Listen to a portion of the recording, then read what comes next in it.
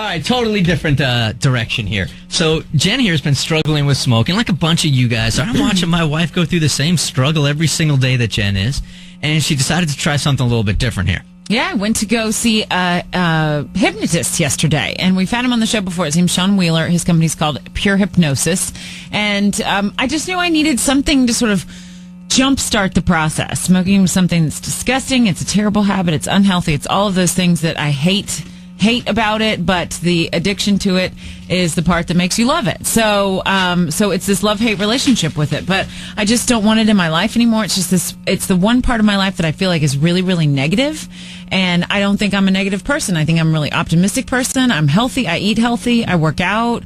It's the one part of my life that doesn't really fit with who I am or the image of who I think I am. And so I really wanted to get rid of it, and went yesterday and was able to sit down with Sean, and sort of the way that it goes is that you sit down and you talk for a while. It's kind of like an interview process, and you talk about the habit, and you talk about what, the activities in your life you attach it to, and it's kind of like this exploratory reason of like why you want to quit. And I would say if somebody wants to try it, you really have to want to do it. And did you go haven't you always wanted to quit when you've quit before? Like, why is now different? And how do you recognize a difference? When it comes from inside of you. Sometimes people want to quit for other people. A guy's got a new wife who hates it. Or like if Stacey wanted to quit because you hate it so much, but she didn't really want to, like in her heart, like inside of herself, then it would never work.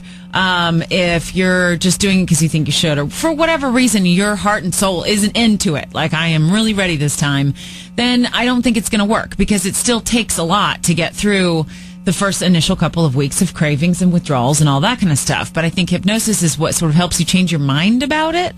And that's what I really learned yesterday. I was fascinated. I had no idea what I was going in for, but it really changed my mind about things. So we sat there and he interviewed me about all the reasons why I smoke or why I hate it or all of these different things. And then... How long did that interview process take?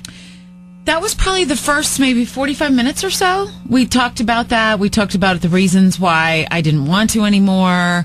We talked about all of the habitual things that you attach it to, whether it's driving in the car or coffee or after a meal or out with drinks with friends or... Are you just sitting at a table, or are you lying down? Or is this like a clinical setting, or is it more of a...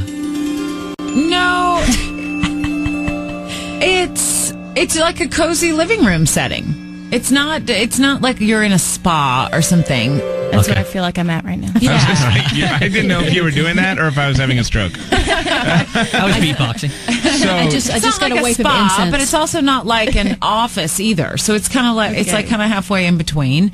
And no, I was sitting in the recliner that I was going to eventually lay back and put my feet up in. Yeah. But I was sitting up, and we were just sitting and talking just like we are right now. Okay. And so he uses some of those things that he learns about you, like in that interview process, as a way to help you change your mind.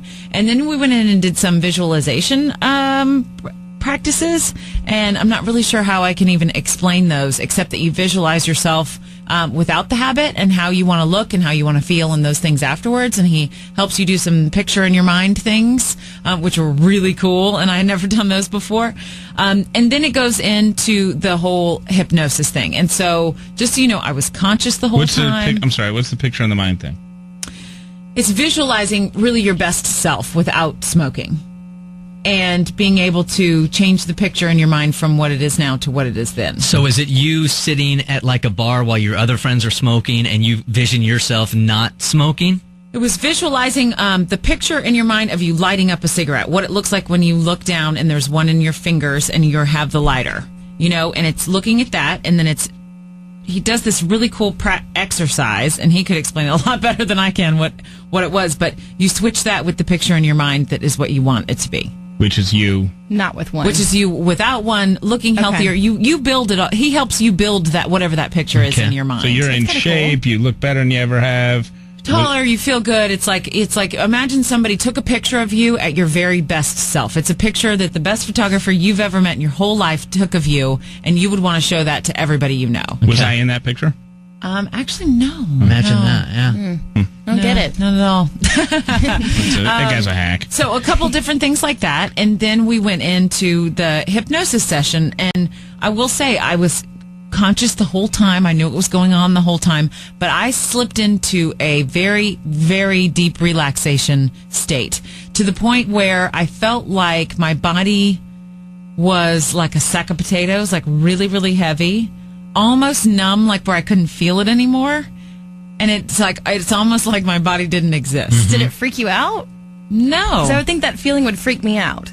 That's the thing about hypnosis is you know what's going on and you're not afraid of it. Not at all. Really? You're so relaxed by that point. I don't think you could freak out. And you're doing a lot of breathing, and it's just sending you into major relaxation mode and really, really internal. So, like when you wake up from it, at least when I woke up from it, it felt like I had slept for 24 hours. It felt fantastic. yeah, I didn't need a nap yesterday. Yeah. Yeah, it was like a really deep form of meditation. And you guys know I do a lot of like yoga and meditation, that kind of stuff. So I was really open to going there. So I think I went there pretty quickly. Wow. And here's a little clip. This is Sean Wheeler from Pure Hypnosis, and the beginning part where he Should helps we warn you people? I don't mean to interrupt, but to should relax. we warn people like who are listening? Is it Yeah, going to don't affect them close at your all? eyes if you're driving. I don't think Yeah. it can happen in 15 seconds. I don't think it can happen that fast. I mean, Well, my for entire us. session Just was saying. 2 hours. Right. So these are just little parts of it. But you're right. It is. His voice is very relaxing. You'll get sort of like a peek into what I went through. But imagine like in this, how long is this next clip? This is 15 seconds long. Oh, no. Like, See? think of this for like an hour, okay? And you can be aware of any feelings you have in your left hand. And you don't have to move a muscle, just notice how your left hand feels. I'm done.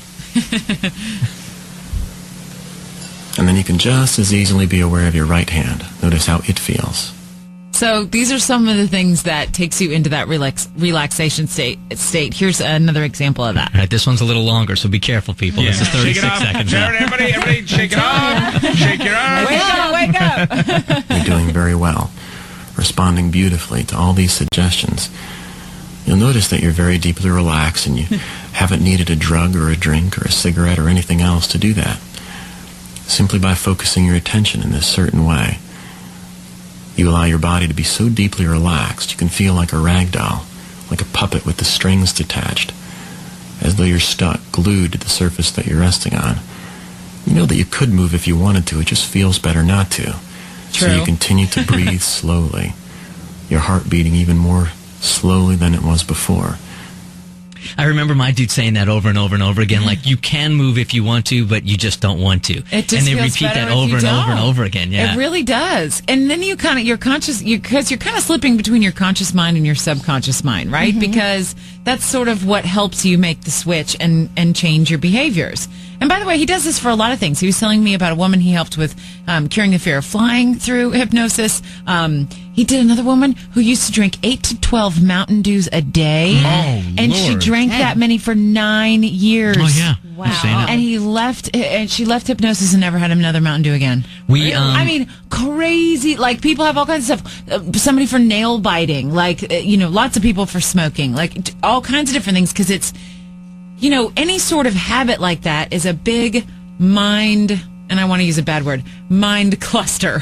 Yeah. It's all in your head. The physical habit of it is gone very quickly. We got a And couple of it's calls it's when, in your head. when he was in studio for women that have never enjoyed being intimate as much as some other women have. Yes. And they wanted to know if he could help them in that area.